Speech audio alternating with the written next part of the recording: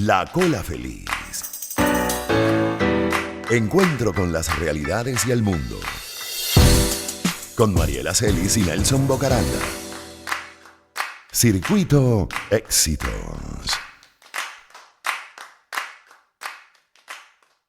Amigos, con nosotros Rafael Simón Jiménez. Rafael Simón Jiménez estuvo ahorita integrando la directiva del Consejo Electoral, renunció recientemente, pero sigue en la política de lleno, como siempre.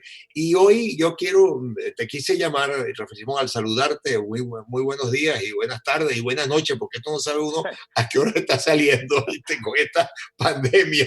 Pero quería bueno, sabes que se te aprecia mucho y fíjate que hoy hay noticias muy importantes en cuanto a Venezuela, porque el alto representante europeo para política exterior, que es Josep Borrell, consideró que Venezuela no cumple en este momento las condiciones para que las elecciones legislativas del 6 de diciembre sean transparentes, inclusivas, libres y justos. En un comunicado de la Unión Europea, dice que mandar una misión así, la Unión Europea necesita respuesta precisa y general positiva a los requisitos mínimos que ha pedido la oposición.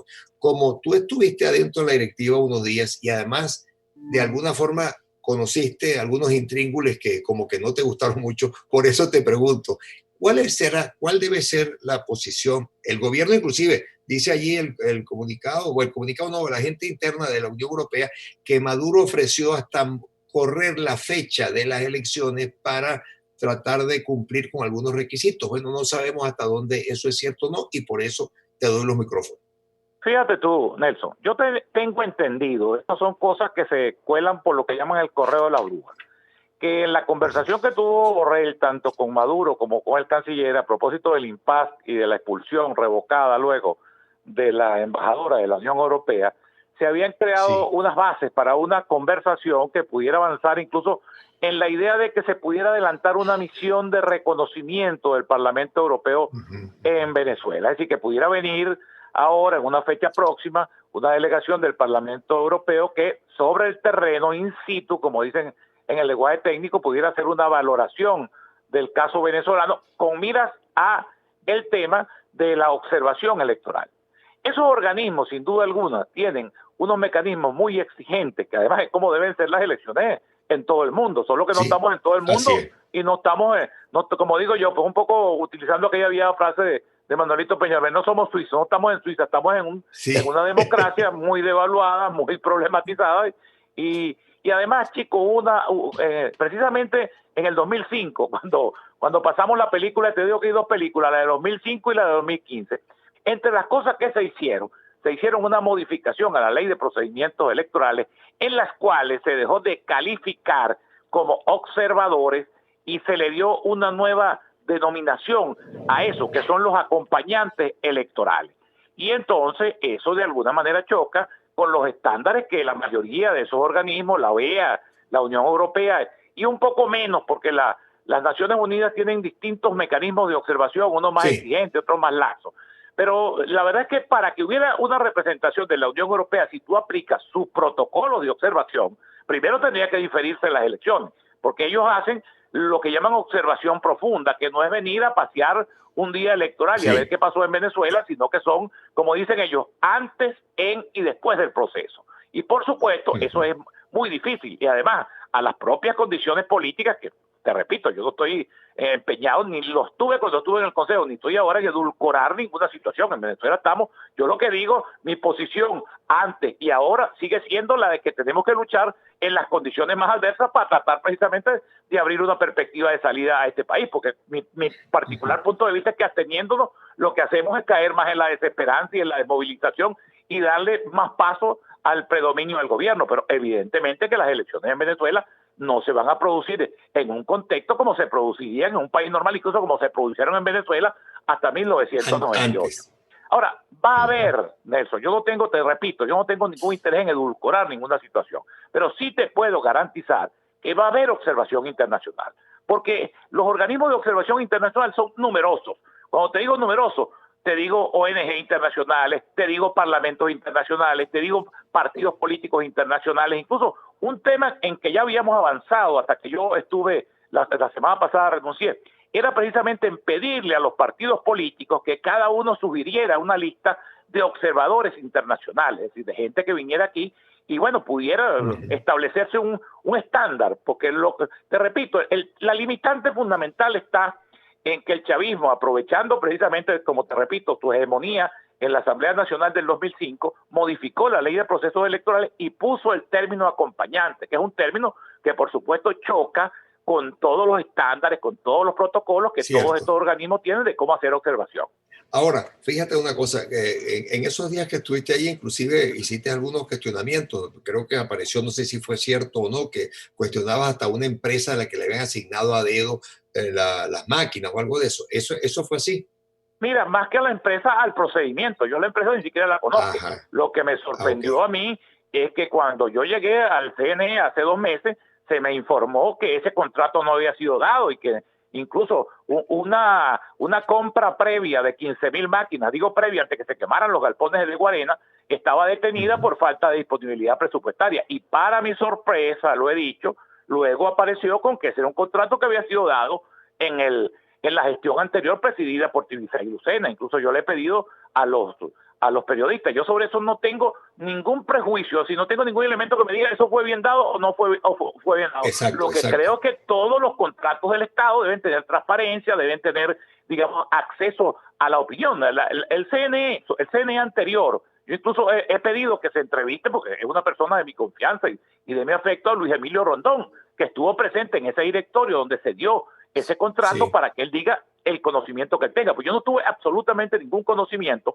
porque lo que se nos informó era que eso era un asunto finiquitado que se le había dado a la empresa ECLEC, tanto la importación de las máquinas como el suministro del software, y yo sobre eso, si yo digo que es una cuestión tramposa y corrupta, sería un irresponsable. Yo lo que estoy diciendo es que ese es un caso a averiguar, incluso le he sugerido a gente como ustedes, que hace periodismo de investigación, que siguen esas cosas, bueno, investigar, porque además es una obligación. Las contrataciones del sector público tienen que tener requisitos de transparencia, de acceso a la información. Es decir, eso es lo que yo he pedido. Yo no tengo elementos que me permitan ni decir que fue bien hecho, ni decir que fue mal hecho. Lo que sí tengo es el elemento de que eso hasta ahora está en el mayor misterio y que todo lo del sector público debe ser de acceso, de transparencia, de que la gente tenga, digamos, posibilidad de escrutar lo que allí pasó, ¿no? Ahora, fíjate, hoy en la declaración la Unión Europea dice que para mandar a este tipo de misión la Unión necesita una respuesta precisa y en general positiva a los requisitos mínimos que ha pedido la oposición respecto a la celebración de las votaciones. ¿Qué nos dices de eso? Bueno, chicos, en los términos en que la oposición venezolana, digo yo, la oposición del G4, porque aquí cada uno se atribuye la oposición, somos todos, digo yo. Eso es lo primero. Mira, Nelson, lamentablemente eso es lo primero en lo que le damos el gusto al gobierno. Entonces, el tema está en cómo la oposición del G4 exige unas condiciones que a mí me gustarían mucho. Ese sería el paradigma, el ideal, pero que yo no las veo factibles mientras esta gente esté en el poder. Son elecciones como las conocimos tú y yo en la Cuarta República, o como las hay en Alemania, en Francia, en Suecia, en Finlandia, en países, en Estados Unidos, en países que tienen unas democracias consolidadas, una democracia con reglas del juego, una democracia con respeto al Estado de Derecho. En Venezuela todos sabemos, es que a nosotros no nos divide, eso es lo más patético, a nosotros no nos divide la caracterización del adversario, todos sabemos a quiénes nos estamos enfrentando.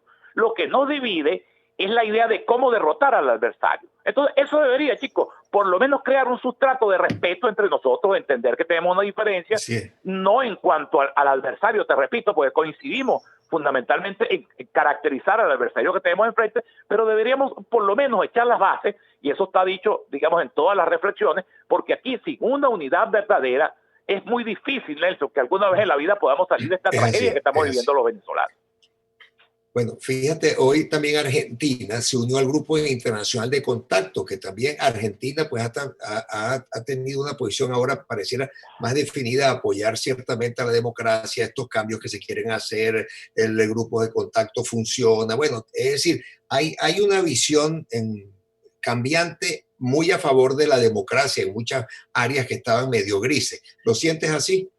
Sí, vale, qué bueno, que en el mundo, chicos, hoy en día está compactado en base a unos valores y unos principios que lamentablemente esta gente que está en el gobierno, que tiene una mentalidad antihistórica, anacrónica, desfasada, pues son los que invocan hoy en día todavía el principio de la autodeterminación de los pueblos, que es un principio de los años 50 de la descolonización, el tema de la soberanía de la frontera, cuando el mundo hoy en día, chicos, se ha compactado, es el mundo global, compactado en torno a valores. La democracia es un valor universal, los derechos humanos son valores universales, que todos los seres humanos están obligados a defenderlas desde cualquier lugar del mundo. Ahora, ¿cómo haces tú a una gente que tiene un dogma, que tiene una cosa anquilosada en la cabeza para que no sigan creyendo que Venezuela les pertenece? Y entonces cada vez que hay un pronunciamiento sobre los derechos humanos en Venezuela, eso es injerencismo, eso es involucrarse en los asuntos internos. No, vale, hoy en día la humanidad ha evolucionado y precisamente la propia globalización y la caída del mundo comunista, el fin de la Guerra Fría, generó unas preocupaciones comunes en los seres humanos.